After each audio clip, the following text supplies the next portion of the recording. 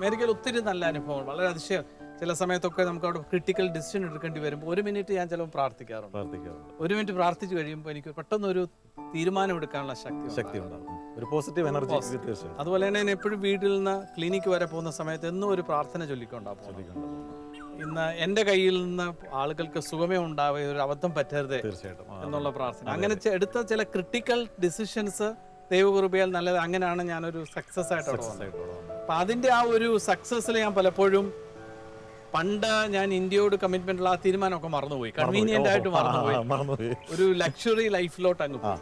അങ്ങനെ ലക്ഷറി ലൈഫിൽ പോകുന്ന സമയത്താണ് എനിക്കൊരു ഹോൾഡപ്പ് പോലെ ഒരു ദിവസം ഒരു കാർഡിയോളജിസ്റ്റ് എൻ്റെ അയൽവക്കമാണ്. അപ്പം പുള്ളി ഒരിക്കലും എൻ്റെ വീട്ടിൽ വന്നിട്ടില്ല. ദിടീന്ന് എൻ്റെ വീട്ടിൽ ഒരു ദിവസം വന്ന് എന്നോട് പറഞ്ഞു, സഹോദര, ഇതുപോലെ ഞാൻ നിങ്ങൾ എന്നും രാവിലെ 6:30 ജോലിക്ക് പോകുന്നു, രാത്രി 11:30 വരുന്ന കാണുന്നു. പുള്ളി ഒരു ഓപ്പൺ ഹാർട്ട് സർജൻ ആയിരുന്നു. ഞാനും ഇതുപോലെ ജോലി ചെയ്തതാണ്. എന്നാൽ ഇന്ന് എനിക്കറിയാം എൻ്റെ മക്കളോ ഭാര്യയ്ക്കോ എനിക്ക് യാതൊരു ബന്ധവുമില്ല. ഞാനൊരു മില്ലിയനെയർ ആണ്, എന്നാൽ ഞാനൊരു വട്ടപൂജ്യമായിട്ട് എനിക്ക് തോന്നുന്നു. നിങ്ങൾക്ക് ഇനി സമയമുണ്ട് തിരിച്ചു വരാന്. പുള്ളി 72 വയസ്സുണ്ട്, മാരീഡ്, മക്കളുമായിട്ടൊന്നും വലിയ റിലേഷൻ ഇല്ല. പിറ്റേ ദിവസം പുള്ളിയുടെ വീടിന്റെ മുമ്പിൽ, ഞങ്ങളുടെ തൊട്ടടുത്ത വീടാണ്, വീടിന്റെ മുന്നിൽ ഇങ്ങനെ കാറ് കിടക്കുന്നതുകൊണ്ട് ഞാൻ പോയി ചോദിച്ചു. ഭാര്യ വളരെ നിസ്സാരമായിട്ട്, ഇന്നലെ ഡോക്ടർ ഗവർണലെ അയ്യത്ത് മരിച്ചു കിടക്കുന്നുണ്ട് ഗാർഡനകത്ത്, ഞങ്ങൾ മാളിൽ പോയേക്കുമായിരുന്നു. അപ്പൊ ആ ഒരു മൃഗം അല്ലെ ഒരു വളർത്തുനായ ചാകുന്ന ഒരു വികാരം പോലും മുഖത്ത് കണ്ടില്ല ഞാൻ.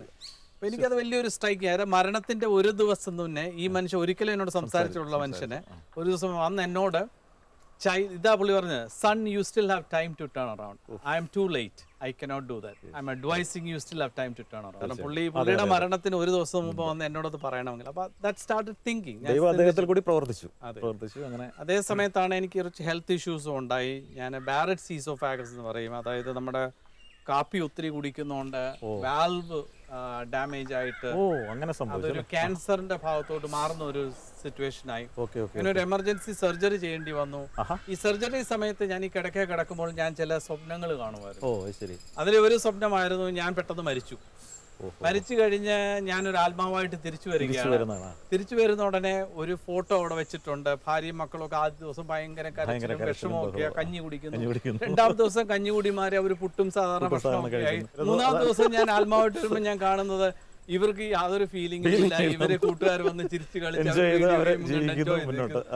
കുറച്ച് ഫ്ലാഷ് ബാക്ക് ഞാൻ പിന്നെ കാണുന്നതെന്ന് ചോദിച്ചാൽ, ഇവര് തമ്മില് പണത്തിന് വേണ്ടി അടിപിടി ഉണ്ടാകും. അന്നേരം ഇവർ ഈ ഫോട്ടോ ചൂണ്ടിക്കാണിക്കുന്നു, ഈ മനുഷ്യൻ മൂലമാണ് ഈ നാശമെല്ലാം ഈ കുടുംബത്തിന്. അത് ഞാൻ വളരെ സ്ട്രൈക്കിംഗ് ആയിട്ട്, ഈ മനുഷ്യൻ ഉണ്ടാക്കിയ പണം കൊണ്ടല്ലേ ഈ പ്രശ്നം ഒരു കമന്റ് കേട്ടു. ഞാൻ ചിന്തിക്കാൻ നോക്കി, നമ്മൾ അൾട്ടിമേറ്റ് ആയിട്ട് നമ്മുടെ പിള്ളേർക്ക് കൊടുക്കാനുള്ള അസറ്റ് എന്തോ പണമാണോ? ഭയങ്കരമായിട്ട് എന്നെ അത് ഡിസ്റ്റർബ് ചെയ്തു. ആ സമയത്ത് തന്നെയാണ് ഞാൻ ഒരു പെർപ്പസ് ഡ്രിവൻ ലൈഫ് എന്ന് പറഞ്ഞൊരു ബുക്ക് വായിക്കാനുണ്ട്. അതും റിക് വാറന്റ്. ആ ബുക്കിന് വളരെ ഇൻട്രസ്റ്റിംഗ് സ്റ്റോറി. പെട്ടെന്ന് ഞങ്ങളുടെ ചേർച്ചിലെ യുവജന സഖ്യക്കാര് വായിക്കാനായിട്ടുള്ള ഒരു കിട്ടുന്ന സമയങ്ങളിലൊക്കെ ഈ ഒരു ബിസി ടൈമില് ഞാൻ എന്ത് ചെയ്തു, ഒരു പ്രസംഗിക്കുന്ന യൂത്തുകാർ പറഞ്ഞപ്പം തയ്യാറെടുക്കാൻ സമയമില്ല. അതുകൊണ്ട് ഞാൻ എന്തെടുത്തു, ഒരു ബുക്ക് സ്റ്റാളിൽ ചെന്നിട്ട് ആ ബുക്ക് ഓണറിനോട് പറഞ്ഞു, നാളെ എനിക്കൊരു പ്രസംഗമുണ്ട്, അതിന് തക്കതായിട്ട് ഒരു ബുക്ക് തരാൻ പറഞ്ഞു. പുള്ളി ഷെൽഫിൽ ചെന്നോട് ഈ ഒരു ബുക്ക് ചിലപ്പോൾ അതായിരുന്നു ഈ book, purpose driven life by Rick Warren. ഞാൻ ആ ബുക്ക് എടുത്തോണ്ട് പോയി രാത്രിയിൽ 12-1 മണിക്ക് ഇരുന്ന് ഞാൻ ഈ പ്രസംഗത്തിനായിട്ട് നോട്ട് തയ്യാറാക്കി. ഈ ബുക്ക് വായിച്ചിട്ട് അതിന്റെ നോട്ട്സ് എടുത്തിട്ട് തയ്യാറാക്കിക്കൊണ്ടിരിക്കുകയാണ്. അന്ന് ഞാൻ ആ പ്രസംഗ വേദി ചെന്നിട്ട് ഞാനൊരു പ്രസംഗം പ്രസംഗിച്ചു. ഇതിന്റെ യാതൊരു ക്ലിയർ ആയിട്ടായിരുന്നോ? ഞാൻ നേരത്തെ പ്രസംഗിക്കാറുണ്ട്. ഈ ക്ലിനിക്ക് തുടങ്ങിയ പിന്നെ വളരെ ബിസി ആയതുകൊണ്ട് വളരെ ചുരുക്കമാണ്. ആ പ്രസംഗത്തിന്റെ ഇടയ്ക്ക് ഞാൻ വളരെ ആക്സിഡന്റ് ആയിട്ട് പറഞ്ഞു, ഞാൻ ഇന്ത്യയിലെ സർവീസിനായിട്ട് എൻ്റെ അമേരിക്കയുടെ ജീവിതം വിട്ടുപോവാണെന്ന് പറഞ്ഞു. ഈ ഒരു വാക്ക് എനിക്ക് ഇന്നും അതിശയമായിട്ട് തോന്നുന്നു. ഞാൻ ഒരിക്കലും ചിന്തിച്ചതോ പ്രിപ്പയർ ചെയ്തതോ അല്ല. അത് ഈ ഡ്രീംസിൽ നിന്നുണ്ടായ പ്രചോദനമാണോ? ഒന്നും അറിയത്തില്ല. ഞാൻ അവിടെ സ്റ്റേജിൽ നിന്നിട്ട് പറഞ്ഞൊരു വാക്കാണ്, ഞാൻ എൻ്റെ ജീവിതം ഇന്ത്യക്ക് വേണ്ടിയിട്ട് ഒഴിഞ്ഞു വെക്കുന്നത്, ഞാൻ ഇന്ത്യയിലേക്ക് പോവാണെന്ന് പറഞ്ഞു. ഇത് പറഞ്ഞുകൊണ്ട് എൻ്റെ ഭാര്യയും എൻ്റെ കസിൻ എല്ലാം കൂടെ ഓടി വന്നിട്ട് എന്നോട് ഒരു എന്തോ അത് നിങ്ങളോട് പറഞ്ഞെന്നറിയാം. ഞാൻ പറഞ്ഞു, എനിക്കും അറിയത്തില്ല. ഭയങ്കരമായിട്ടൊരു ദൈവ ധ്വനി എന്നിൽ കൂടെ പ്രവചിച്ചത് ഞാൻ ഇപ്പോഴും വിശ്വസിക്കുന്നത്. കാരണം എനിക്ക് ഇന്നും അറിയത്തില്ല അത് എന്തുകൊണ്ട് അതെന്റെ വായിന്ന് ആ വാക്ക്. എല്ലാവരും അത് നെഗറ്റീവായിട്ട് തിങ്ക് ചെയ്തെങ്കിലും പക്ഷെ നമുക്കതൊരു പോസിറ്റീവായിട്ട് ഒരു ഫീലിംഗ്. ആ സമയം ഞങ്ങള് വളരെ പ്രാർത്ഥിക്കാൻ തുടങ്ങി അതിനെപ്പറ്റി, ഞാനും വൈഫും. നമുക്ക് അമേരിക്ക വിട്ട് അറ്റ്ലീസ്റ്റ് ഒരു 5 വർഷത്തേന് ഇന്ത്യയിൽ പോയി സർവീസ് ചെയ്യണം. അങ്ങനെ തീരുമാനിച്ചു. ഞങ്ങൾ ക്ലിനിക്കെല്ലാം വിൽക്കാനായിട്ടിട്ടു. അപ്പം ഞങ്ങളുടെ അസറ്റ്സ് എല്ലാം ക്ലിനിക്കിനകത്ത്. ക്ലിനിക്ക് വിറ്റാലേ ഞങ്ങൾക്ക് ഇവിടെ വന്ന് ഫ്രീ ആയിട്ട് എന്തെങ്കിലും ചെയ്യാനൊക്കത്തുള്ളൂ. ക്യാഷ് വേണമല്ലോ. ഒരു 6 മാസം നിന്നിട്ടും ആരുത്തരും ടേക്കില്ല. അപ്പം ഞങ്ങളൊരു ഡിസിഷൻ എടുത്തു, ശരി ഇനി വിറ്റില്ലേലും പോകാം, അവിടെ ചെന്ന് എങ്ങനെയും ഏതായാലും ഒരു തൊഴിൽ കയ്യിലുണ്ടല്ലോ, ജീവിക്കാം എന്നുള്ള ഇതിനെ ശരി എന്ന് പറഞ്ഞിരുന്നപ്പോഴാണ് ഒരു ദിവസം എനിക്കൊരു ഫോൺ കോൾ വന്നു. ഏകദേശം 6 months കഴിഞ്ഞപ്പോൾ, നിങ്ങളുടെ ക്ലിനിക്ക് വിൽക്കുന്നെന്ന് അറിഞ്ഞു. പുള്ളിയുടെ പേര് ആഡം കോൾ എന്നാണ്. പുള്ളി ഒരു അമേരിക്കനാണ്. ഇൻട്രസ്റ്റ് ഉണ്ട്. പക്ഷെങ്കിൽ ഒരുത്തരും അതിന്റെ പീക്ക് ടൈമില്ല. ഞാൻ 9 വർഷമായി ക്ലിനിക്ക് തുടങ്ങി. പീക്ക് ടൈമിൽ ഒരിക്കലും ഒരാൾ ക്ലിനിക്ക് വിൽക്കാറില്ല. ഒന്നീ നിങ്ങൾ കള്ളം പറയുകയാണ്, അല്ലെങ്കിൽ ഇതിനകത്ത് ഏതാണ്ട് പ്രത്യേക ഒരു അനുഭവം ഉണ്ട്. ഞങ്ങൾക്ക് ഈ ക്ലിനിക്കിൽ വന്ന് ഫ്രീ ആയിട്ട് കുറച്ച് മാസങ്ങൾ വർക്ക് ചെയ്യാൻ സമ്മതിച്ചാൽ ഞങ്ങൾക്ക് അതിനകത്ത് പൂർണ്ണമായിട്ട് സമ്മതമാണെങ്കിൽ ഞങ്ങൾ എടുത്തോളാം. ഞാൻ പറഞ്ഞു ശരി, അതിനകത്തൊന്നും ഹൈഡ് ചെയ്യാനില്ല. അങ്ങനെ അവർക്ക് ഫുൾ ഫ്രീഡം കൊടുത്ത് ആ ഗ്രൂപ്പ് വന്നിട്ട് ഞങ്ങളുടെ ക്ലിനിക്കിൽ ഏകദേശം 3 മാസത്തോളം വർക്ക് ചെയ്തു. ഒരു ദിവസം എന്നോട് വിളിച്ച് പറഞ്ഞു, വി ആർ കൺവിൻസ്ഡ്, ഞങ്ങൾ കൺവിൻസ്ഡ് ആണ്, ഞങ്ങൾ ക്ലിനിക്ക് എല്ലാം മേടിച്ചോളാം. എന്നോട് ചോദിച്ചു എത്ര എമൗണ്ട്. ഞാൻ പറഞ്ഞു ഇതാ എക്സ്പെക്ട് ചെയ്യുന്ന എമൗണ്ട്. അപ്പോൾ ഒരു വെള്ളിയാഴ്ച എന്നോട് പറഞ്ഞു ബാങ്കിലോട്ട് വാ, സെറ്റിൽ. ഞാനും വൈഫോട് ബാങ്കിൽ പോയി. അവർ പറഞ്ഞ ചെക്ക് എഴുതി കൈ തന്നു. സോ എൻ്റെ റൈറ്റ്സ് ഞാൻ ഇട്ടു, അത് ക്യാഷ് ആക്കി. ശനിയാഴ്ച രാവിലെ, ദാറ്റ് ഈസ് എ വെള്ളിയാഴ്ച ഹാപ്പൻ. ശനിയാഴ്ച രാവിലെ പുള്ളി ഒരു 6 മണിയാണ് എന്നെ വിളിച്ചു പറഞ്ഞു, Thomas I couldn't believe this what's happening. അപ്പൊ പുള്ളി സംഗതി എന്താ പറയുന്നില്ല എന്നോട്. പിന്നെ I cannot believe what's happening Thomas, I cannot believe what's happening Thomas. ഞാൻ പറഞ്ഞു Adam tell me what happening. My bank has collapsed. My God. If I have not given that big amount to you yesterday, I could have lost the entire money. Because of yesterday I did that. You have the money and I have the claim. പുള്ളിയുടെ bank collapse ചെയ്തു. എന്നിട്ട് അടുത്ത വാചകം പുള്ളി പറയുന്ന, don't look left right, this is God's calling for. ഇത് ദൈവവിളിയാണ്, ഇത് ദൈവകൃപയാണ്. നിങ്ങൾ ഒന്നും ഇടത്ത്, നിങ്ങൾ എത്ര നാൾ ഇന്ത്യ വർക്ക് ചെയ്താൽ എത്ര പൈസ നിങ്ങൾക്ക് വേണമെങ്കിൽ ഐ വിൽ സപ്പോർട്ട് യു എന്ന് പറയുന്നു. ഇന്നും ഏതെങ്കിലും ആവശ്യത്തിന് ഒന്ന് വിളിച്ചാൽ he is willing to send money. ഞാൻ US ഇപ്പോൾ ആദ്യം എന്നെ റിസീവ് ചെയ്യുന്ന പുള്ളിയാണ്.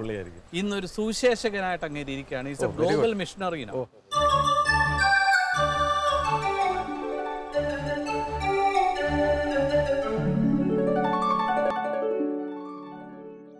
സാറേ, ഞാനൊരു സംശയം ചോദിച്ചോട്ടെ. ഈ 16 വർഷക്കാലം സാറ് അമേരിക്കയിലുണ്ടായിരുന്നു. ആ ജീവിതത്തിനിടയിൽ ദൈവം എങ്ങനെയാണ് സാറിൽ പ്രവർത്തിച്ചത്? ഏതൊക്കെ രീതിയിലാണ്? വളരെ ഇൻട്രസ്റ്റിംഗ് ആയിട്ടുള്ള ചോദ്യമാണ് അതെനിക്ക്. കാരണം ഞാനത് തിരിഞ്ഞു നോക്കുമ്പോൾ ഉടനെ എൻ്റെ ഓർമ്മയിൽ വരുന്നത് മിസ്രൈമിൽ ജോസഫിനെ എങ്ങനെ ദൈവം നടത്തിയെന്ന് ബൈബിളിൽ കൊടുത്തിരിക്കുന്ന ഒരു ഇതുപോലെ. കാരണം ജോസഫിൻ്റെ സഹോദരന്മാർക്ക് അവൻ വലിയ വാല്യൂ ഒന്നുമില്ലായിരുന്നു. എൻ്റെ പിതാവിന് എന്നെപ്പറ്റി വലിയ പ്രതീക്ഷയെല്ലാം നഷ്ടപ്പെട്ട ഒരു സമയത്താണ് ഞാൻ പോകുന്നത്. അപ്പം ഒരു യോസഫിൻ്റെ കൂട്ടൊരു ആളായിരുന്നു ഞാൻ. അങ്ങനെയാണ് ഞാൻ ഫറവോൻ്റെ നാട്ടിലല്ലെങ്കിലും പോയി അമേരിക്ക ചാടിയത്. പക്ഷെ അവിടെ ദൈവം എനിക്ക് ഫേവർ ചെയ്തെന്ന് പറയാം. പലയിടങ്ങളിലും ഈ ജോസഫിൻ്റെ അനുഭവം പോലെ ദൈവം ഭയങ്കരമായിട്ട് എന്നെ ഫേവർ ചെയ്ത അനുഭവങ്ങൾ എന്നെ ഉണ്ടായി. ആ അനുഭവങ്ങളാണ് എന്നെ ഞാൻ ആഗ്രഹിച്ചതിലും അർഹിച്ചതിലും ഈവൻ ഡ്രീം ചെയ്തതിലും ഉപരിയായിട്ടൊരു നിലയിലേക്ക് അമേരിക്കയിൽ എനിക്ക് എത്താൻ സാധിച്ചു. പക്ഷെ അവിടെ വെച്ചും ദൈവം ചില മുഖാന്തരങ്ങളിൽ എൻ്റെ ആ പർപ്പസ്, ലൈഫിൻ്റെ ഒരു മീനിങ്, അല്ലെ എന്നോട് വലിയ ഒരു ചോദ്യം ഒരു ദിവസം എൻ്റെ മനസ്സിൽ ഉദിച്ച ഇതാണ്, what foot steps are you leaving for others to follow you? മറ്റുള്ളവർക്ക് പിന്തുടരുവാൻ നിങ്ങൾ മരിക്കുന്നതിന് മുമ്പേ എന്ത് കാൽപ്പാടുകളാണ് നിങ്ങൾ ഇട്ടേച്ചു പോകുന്നത്? എന്നെ എപ്പോഴും ചലഞ്ച് ചെയ്യുന്നൊരു ചോദ്യം. അപ്പോൾ ഈ ഒരു അനുഭവത്തിൽ പോയതുകൊണ്ട് എൻ്റെ ജീവിതത്തിന് തന്നെ വ്യാഖ്യാനങ്ങൾ മാറുവാൻ സാധിക്കും. ഒരു ലക്ഷറി ലൈഫിൽ നിന്നും എൻ്റെ സമ്പാദ്യം മറ്റുള്ളവർക്കൂട് പ്രയോജനപ്പെടുന്ന രീതിയിൽ എനിക്ക് ചെയ്യാൻ പറ്റുമെന്നൊരു ചിന്ത തുടങ്ങി. അങ്ങനെയാണ് ഞങ്ങൾ അവിടെ വെച്ച് തന്നെയാണ് ഈ ഒരു ഓർഫനേജിൻ്റെ പ്ലാൻ ഹോപ്പ് ഹൗസ് എന്ന് പറഞ്ഞ വലിയ ഞങ്ങൾ 3 ഫ്രണ്ട്സും കൂടി ചേർന്ന് അനാഥ പിള്ളേർക്ക് വേണ്ടിയിട്ടുള്ള ഒരു ഹോം ചെയ്യുന്നുണ്ട്. ഞങ്ങളുടെ മെയിനായിട്ട് പെൺകുട്ടികൾക്കാണ്. HIV ബാധിച്ച പെൺകുട്ടികൾക്ക് അവരെ അഡോപ്റ്റ് ചെയ്തിട്ട് കംപ്ലീറ്റ് അവരെ ഒരു പ്രൊഫഷൻ കിട്ടുന്നവരെ പഠിപ്പിക്കുക. അങ്ങനെ ഒരു പ്രോജക്റ്റ് ചെയ്യുന്നുണ്ട് വലിയൊരു. അങ്ങനെ ഒരു തീരുമാനം എടുക്കാനായിട്ടുള്ള ഒരു പ്രചോദനം എന്തായിരുന്നു? അങ്ങനെ അത് മെയിനായിട്ടും എൻ്റെ ഒരു ഫ്രണ്ടിന് മക്കളില്ലായിരുന്നു. പുള്ളി 2 പെൺകുട്ടികളെ കൽക്കട്ടയിൽ അഡോപ്റ്റ് ചെയ്തു. ആ ഒരു പ്രോസസ്സിലാണ് ഇന്ത്യയിലെ അനാഥ കുഞ്ഞുങ്ങളുടെ വിഷയം ഞങ്ങൾ മനസ്സിലാക്കുന്നത്. 3 ലക്ഷം അനാഥ കുഞ്ഞുങ്ങൾ എല്ലാ വർഷം ഇന്ത്യയിലുണ്ട്. ഇത്രയും മനുഷ്യർ ഇവിടെ ഉണ്ടായിട്ടും ഈ അനാഥ കുഞ്ഞുങ്ങളായിട്ട് തന്നെ 1% ഉള്ളു അതിനകത്ത് അഡോപ്റ്റഡ് ആകുന്നത്. ഈ ബാക്കിയുള്ളവരെല്ലാം ഒന്നീ വേശ്യാലയത്തിൽ അല്ലെങ്കിൽ സാമൂഹ്യ വിരുദ്ധ പ്രവർത്തനങ്ങൾക്ക് പോവുകയാണ്. ഇവരെ പറ്റി ആരും ബോധർ ചെയ്യുന്നില്ല. ഞാൻ വായിച്ചൊരു പുസ്തകത്തിൽ എന്നെ എൻകറേജ് ചെയ്ത് ഒരു മനുഷ്യനെങ്കിലും ഭൂമിയിലുള്ളിടത്തോളം കാലം ഒരു കുഞ്ഞും അനാഥനല്ല. അതാണ് അതിൻ്റെ സത്യം. എന്നാൽ ആ ഒരു ചിന്തയിൽ നിന്ന് മാറി അപ്പോൾ എനിക്ക് തോന്നി എനിക്ക് 2 ആൺകുട്ടികളേ ഉള്ളൂ, എന്തുകൊണ്ട് എനിക്കൊരു 15 പിള്ളേരെ കൂടി വളർത്താൻ സാധിക്കത്തില്ല. അങ്ങനെയാണ് ഞാൻ തീരുമാനിച്ചത്, ഞാൻ കുറച്ച് പിള്ളേരെ കൂടി വളർത്തും, ഇൻഡയറക്ട്ലി ഡയറക്ട്ലി. അങ്ങനെ ഞങ്ങൾക്ക് ആക്ച്വലി 13 പിള്ളേരുണ്ട് ഇപ്പോൾ. ഞങ്ങൾ 13 പിള്ളേരെ ഏറ്റെടുത്ത് അവരെ കോളേജിൽ പഠിപ്പിച്ച് അവർക്കെല്ലാം ജോലിയായി. അത് വളരെ ആരും അറിയാതെ ഞങ്ങളുടെ 10% ഇൻകം മാറ്റി വെച്ചാണ് ഞങ്ങൾ ചെയ്യുന്നത്. അല്ല ഇതിനകത്ത് വലിയ NGO ക്യാപിറ്റേഷനോ ഒന്നുമില്ല. അപ്പോൾ ഈ അനുഭവങ്ങളെല്ലാം എനിക്ക് ചെയ്യുവാൻ പ്രാപ്തി തന്നത് അമേരിക്കയിലെ ജീവിതമാണ്. അതുകൊണ്ട് എൻ്റെ അപ്പന് ക്യാൻസർ വന്നപ്പോൾ 15-20 ലക്ഷത്തോളം രൂപ പെട്ടെന്ന് ചിലവ് വന്നപ്പോൾ അത് അപ്പന് ഏറ്റവും ബെസ്റ്റ് ചികിത്സ കൊടുക്കാൻ പറ്റിയത് ഞാൻ അമേരിക്കയിലായിരുന്നു. ഉണ്ടായിരുന്ന സമയത്താണ് ഫാദറിന് മൾട്ടിപ്പിൾ മൈലോമ എന്ന് പറഞ്ഞത്. പക്ഷേ ഞങ്ങളുടെ വീട്ടിൻ്റെ ഒരു പ്രയാസമുള്ള സമയത്താണ് ഞാൻ അമേരിക്കയിൽ പോയി. അത് വീടിന് വലിയൊരു ആശ്വാസമായി, വീടിന് വലിയൊരു താങ്ങലായി, അതിനൊരു മനസ്സും. അതുപോലെ എൻ്റെ കൂടെ എൻ്റെ വൈഫിനും ആ ഒരു സെയിം മനസ്സായതുകൊണ്ട് വളരെ അത്ഭുതമായിട്ട് വീടിനൊരു തണലായിട്ട് മാറി. ഞാൻ എപ്പോഴും ജോസഫിനെ കമ്പയർ, അതുപോലെ ജോസഫിന് വന്ന അതേ അനുഭവങ്ങൾ എനിക്ക് അവിടെ ഉണ്ടായിട്ടുണ്ട്. അവിടെയൊക്കെ ദൈവം അത്ഭുതമായിട്ട് വഴി നടത്തി. അതൊരു വലിയ വിശ്വാസത്തിന്റെ ആഴത്തിലേക്ക് കുറച്ചുകൂടി പോകാൻ സാധിക്കും. ആത്മാവിനാൽ പ്രേരിതനായി അമേരിക്കയിലെ ആഡംബര ജീവിതം ഉപേക്ഷിച്ച് ജന്മനാട്ടിൽ തിരിച്ചെത്തിയ തോമസ് മാത്യു തൻ്റെ ശുശ്രൂഷാ ജീവിതം സമാരംഭിക്കുന്നത് തമിഴ്നാട്ടിലെ വെല്ലൂരിലാണ്.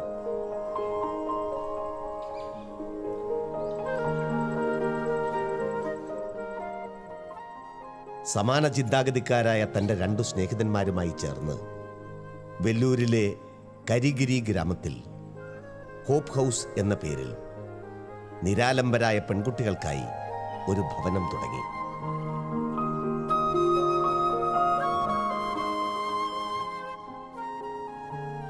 ദൈവം അദ്ദേഹത്തെ ഭരമേൽപ്പിച്ച പ്രഥമ സംരംഭം. I just want to introduce my good friend Ruby. After some time we are meeting. And Ruby, I hope you remember or you can reflect back a little bit about this thought about this Hope House we have shared and discussed about 14 years ago in a little summary. Yeah. You know the story how I decided to come back to start this work. And when you told me was when you came to visit us in Lubbock, when you wanted to buy the equipment from the clinic that I was running. I was closing the clinic because I wanted to come back, and you wanted to buy more equipment from the clinic, so you came to take that equipment, and I was sharing with you that I'm going back. And at that moment, you told me, I think it was early morning, both of us went to eat breakfast somewhere. And on our way back, you mentioned that I want to be part of this work. And that's how we both of us got connected to this work. And of course, Manava was already involved in this. So that is how we 3 of us became involved in this. Because he was the first one gave me the idea about orphan struggles in India. He's the first one gave me the statistics or the data about what are the struggles of orphans in India. So when he shared his burden to me, I didn't have much choices to tell, yes, I will join you. But then later on, I was thinking about the consequences, the effect of it. But then impact started there. The life thoughtful started there with his statement that, will you join with me? You are able to join with me. Again, still in this journey, I just want to ask you again, what are the real challenges you faced? I know you had faith, good faith, but beyond faith, does your friendship, your supporters, your guides, how does you able to withstand the actual challenges such a bigger organization and structure? If you reflect back, not now, for the past few years or years behind. It's a very good question, Tommy, because the purpose of us coming back, my family and I relocating back, was to start the adoption agency. You know, we have completed 13 years. We still do not have an adoption agency. We are working with children, but we do not have an adoption agency. That's where my first reference to the challenges that we face. You know, I always tell myself, we neither can live with the government, nor can we live without the government. You know, we need laws, but at the same time, we have too much of bureaucracy where things have become so difficult to function. I have the intention, I have the heart, I have the resources, but I only say that the license ought to be given on our merits, nothing else. But it doesn't work like that. So that is my first challenge. Second challenge, Tommy, I will say it's always the worry about the financial resources. See, we have an organization where we have 20 plus number of people are working. You know, always you're on the edge thinking about, do I have enough money to pay the salaries? Do I have enough money to feed the kids? Do I have enough money to do this, that? But, you know, as many worries I have and as much as I think, our friends and our God has never let us down. You know, in this past 13 years, Tommy, children have never gone to bed without food. Children never went to school without books. Children never had, you know, less clothes or anything like that. You know that, you know, I just asked one donor to support us to take the children, to give them an experience of flying. Just one check, one donor had given money to take them by plane. You know, so I wouldn't call it as a challenge, but I would call it as a challenge of my faith. Faith journey. You know, I can't trust him enough, saying that he will provide. You know, I have seen in this past 13 years, there was never a shortage, but I still have this doubt. Will you provide for me? So first challenge is external, second challenge is internal. Anyway, Ruby, it's great having a friend like you. I always have fond memories about you, especially your determination about sensitivity to human life and seeing God in poor human lives. That is very important. That's always inspiring for me. I thank God for giving me friends like you, and I hope all the good things will happen together with good friendship. Thank you, Varun. Thank you. Thank you. സാറേ, ഈ ഏലഗിരിയിൽ എങ്ങനെയാണ് sir എത്തപ്പെട്ടത്? ഈ ഏലഗിരിയുടെ വസന്തം എന്ന് പറയുന്നതിന് പിന്നിലെ രഹസ്യമുണ്ട്. അതൊരു യാദൃച്ഛികം അല്ലെ കോയിൻസിഡൻസ് അല്ലെ നിമിത്തം അല്ലെ എൻ്റെ ഭാഷയിൽ ഒരു നിയോഗം എന്ന് പറഞ്ഞാൽ മതി. കാരണം ഞങ്ങളുടെ ഹോൾ മാപ്പിൽ ഏലഗിരി എന്ന് പറയുന്ന ഒരു സംഭവമേ ഇല്ലായിരുന്നു. ഞങ്ങൾ ഏലഗിരി എങ്ങനെ വന്നെന്ന് ചോദിച്ചാൽ ഞങ്ങൾ വെല്ലൂര് സെറ്റിൽ ചെയ്തുകൊണ്ട് വെല്ലൂര് പ്രവർത്തനങ്ങൾ നോക്കുമായിരുന്നു. CMCയിൽ ഞാനൊരു ഫാക്കൽറ്റി ആയിട്ട് ജോയിൻ ചെയ്യാനുള്ള പ്ലാനിലാണ് ഇനിഷ്യലി ഒരു ഐഡിയ ഉണ്ടായിരുന്നത്. എന്നാൽ അത് വർക്കൗട്ട് ചെയ്തില്ല. അതിനുശേഷം വെല്ലൂർ തന്നെ ഓർഫനേജ് ഒരെണ്ണമുണ്ട്, അതിൻ്റെ പ്രവർത്തനം നോക്കിക്കൊണ്ടിരിക്കുമ്പോഴാണ് കുഞ്ഞുങ്ങൾ ആ സമയത്ത് എൻ്റെ 2 ആൺകുട്ടികളാണ്, ജെയ്സണും ജേക്കബും. അവര് കൊടൈക്കനാൽ ഇന്റർനാഷണൽ സ്കൂളിൽ പഠിച്ചുകൊണ്ടിരിക്കുകയായിരുന്നു. എന്നാൽ എന്തോ കാരണത്താൽ അവർക്ക് ആ സ്കൂളുമായിട്ട് അങ്ങോട്ട് യോജിച്ചു പോകുവാനോ അതുമായിട്ട് ഹെൽത്ത് വൈസും സിലബസും അഡ്ജസ്റ്റ് ചെയ്യാൻ പറ്റിയില്ല. അങ്ങനെ ഒരു 6 മാസം കഴിഞ്ഞപ്പോൾ അവരെ അവിടെ നിന്ന് തിരിച്ചു കൊണ്ടുവരേണ്ട ഒരു സാഹചര്യം ഉണ്ടായി. തിരിച്ചപ്പോൾ വെല്ലൂർ വന്നിട്ട് ഞാനിങ്ങനെ ആലോചിക്കുക, ആ സമയം ഞാൻ ചോദിക്കുക, ദൈവമേ, ഒരു നല്ല ഉദ്ദേശത്തിന് വന്ന് തിരിച്ചിട്ടും പിന്നെ ഇങ്ങനെ ഓരോ പ്രശ്നങ്ങൾ ഉണ്ടാകുന്നല്ലോ, വൈ നോട്ട്?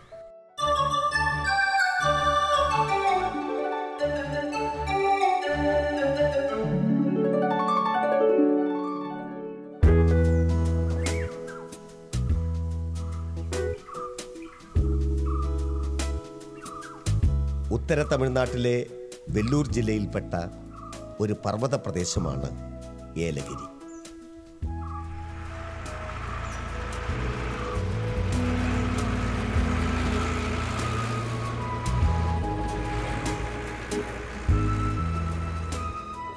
സമുദ്രനിരപ്പിൽ നിന്ന് ഏതാണ്ട് 1110 മീറ്റർ ഉയരത്തിലുള്ള ഈ ഗിരിപ്രദേശം കാലാവസ്ഥ കൊണ്ടും പ്രകൃതി ഭംഗി കൊണ്ടും അനുഗ്രഹീതമാണ്. അതുകൊണ്ട് തന്നെ പാവങ്ങളുടെ ഊട്ടി എന്ന പേരിൽ ഈ ദേശം പ്രസിദ്ധവുമാണ്.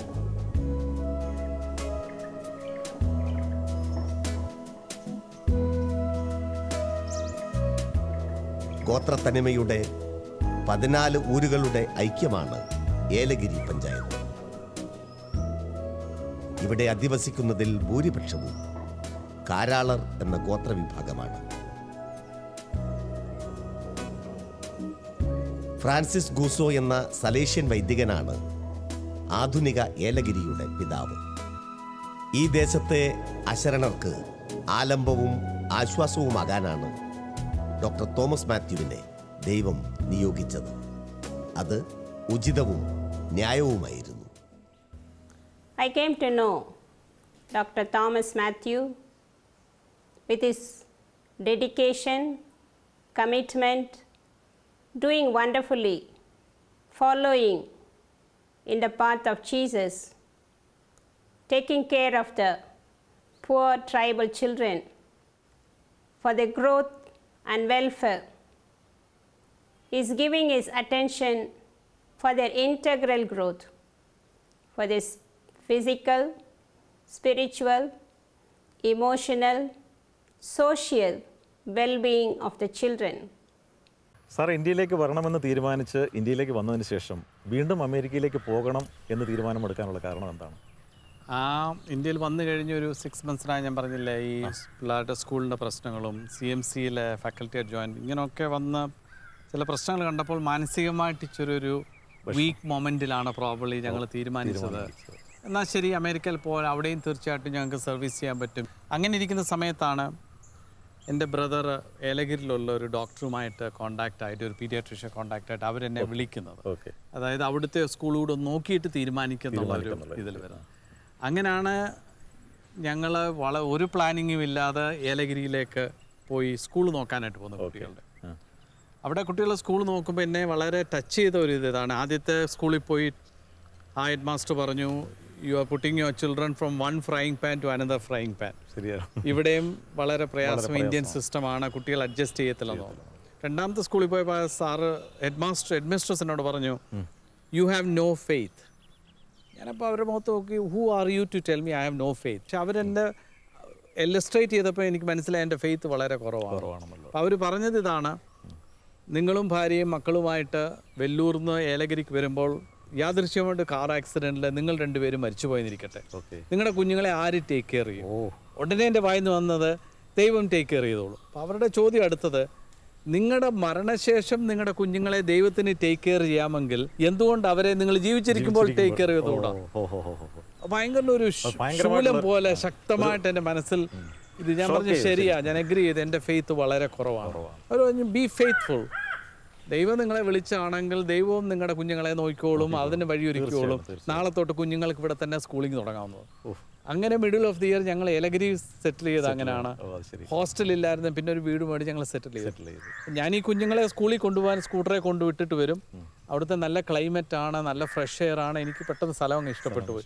അപ്പോൾ ഞങ്ങൾ വെല്ലൂർന്ന് പതുക്കെ ഞാൻ ഡെയിലി വെല്ലൂർ പോയിട്ട് വന്നിട്ട് ഇങ്ങനെ വർക്ക് ചെയ്തുകൊണ്ട് ഒരു ദിവസം ഇതുപോലെ ഞാൻ കുഞ്ഞുങ്ങളെ സ്കൂളിൽ വിടാൻ പോകുന്ന സമയത്താണ്. അവിടെ നിന്ന് എത്ര കിലോമീറ്റർ ദൂരം കാണും? 70 കിലോമീറ്റർ, 1.5 മണിക്കൂർ യാത്രയുണ്ട് വെല്ലൂർ ടു ഏലഗിരി. അപ്പോൾ രാവിലെ കുഞ്ഞുങ്ങളെ സ്കൂളിൽ വിട്ടിട്ട് വരുമ്പോൾ ഒരു കൊച്ചു പെൺകുട്ടി, ഒരു 3 വയസ്സ് കാണും, റോഡിൻ്റെ അരികെ നിന്ന് ഇങ്ങനെ വിറച്ചുകൊണ്ട് നിൽക്കുന്നതാണ്.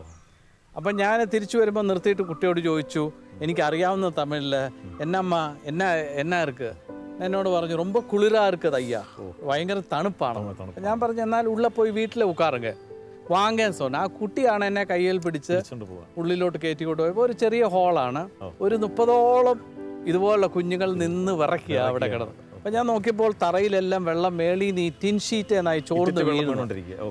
അപ്പം ഞാൻ ചോദിച്ചു, ഇതെല്ലാം ഒണ്ണുക്ക് പോയത്, രാത്രി മൂത്രം ഒഴിച്ചതാണ് ഇതെല്ലാം. കാരണം തണുപ്പായതുകൊണ്ട് വെളിയിൽ പോകാൻ പേടി, ഈ മൂത്രത്തിലാണ് ഈ കുഞ്ഞുങ്ങൾ കിടക്കുന്നത്. അപ്പോൾ നമ്മുടെ ഒരു പശു തൊട്ടിയെക്കാട്ടും വേഴ്സ്റ്റ് ആയിട്ടുള്ള സിറ്റുവേഷൻ. അപ്പം ഞാൻ ഇറങ്ങി വന്നപ്പോൾ ഒരാൾ കയറി, ഞാൻ ചോദിച്ചു, ഇതെന്തുവാണിത്? പറഞ്ഞു, ഇവിടുത്തെ ട്രൈബൽസിൻ്റെ പിള്ളേർക്കുള്ള ഹോസ്റ്റലാണെന്ന് പറഞ്ഞു. അപ്പം ഞാൻ ഏതായാലും എനിക്ക് വീട്ടിൽ വന്നിട്ട്, പക്ഷേ എനിക്ക് അന്ന് രാത്രിയിൽ ഉറങ്ങാൻ പറ്റിയില്ല, ഭയങ്കരമായിട്ട് മാനസികമായിട്ട്. അതായത് ഒരു 30 പിള്ളേർ ഇതുപോലൊരു അവസ്ഥയിൽ കിടക്കുമ്പോൾ ഞാൻ എങ്ങനെ എൻ്റെ പുതപ്പിനകത്ത് സുഖമായിട്ട് ഹീറ്റർ വിട്ട് ഇവിടെ ഉറങ്ങാൻ പറ്റും എന്നൊരു വലിയ ദുഃഖം, ഒരു വ്യത മനസ്സിൽ വന്നു.